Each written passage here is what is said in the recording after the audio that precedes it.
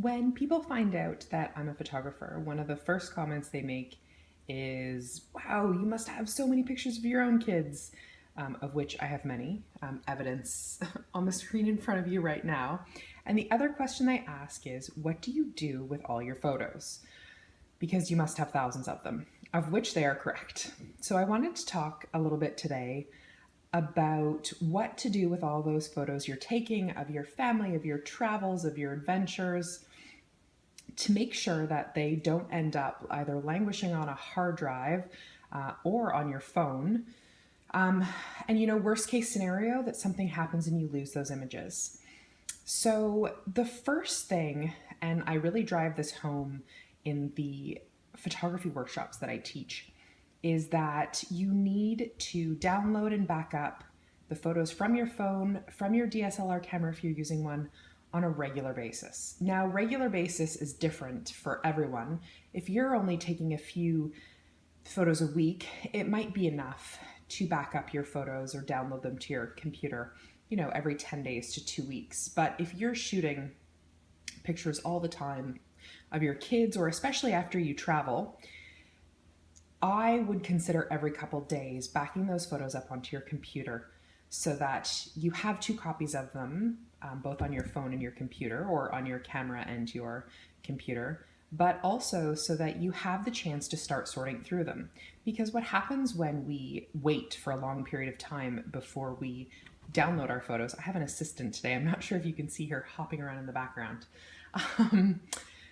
What happens when we wait to download those photos is that when we do get them onto our computer, we don't do anything with them because we're overwhelmed by the sheer number of images we have to go through. So the more often you get them off your camera or phone onto the computer, the more likely it is that you're actually going to sort through them.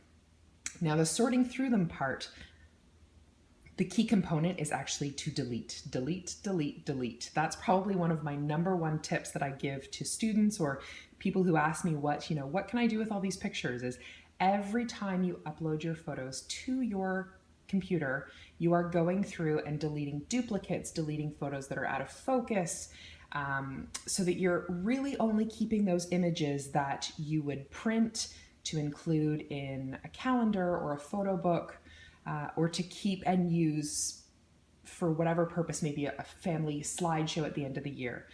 So the biggest things are downloading your photos to your computer regularly, and then every single time you do that, making sure that you delete them so that you end up with a manageable number of photos.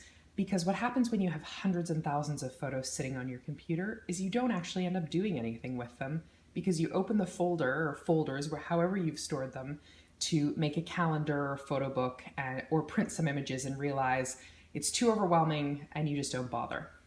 So for my own family, when my youngest son was little, I got into the habit of printing prints of our family snapshots on a monthly basis.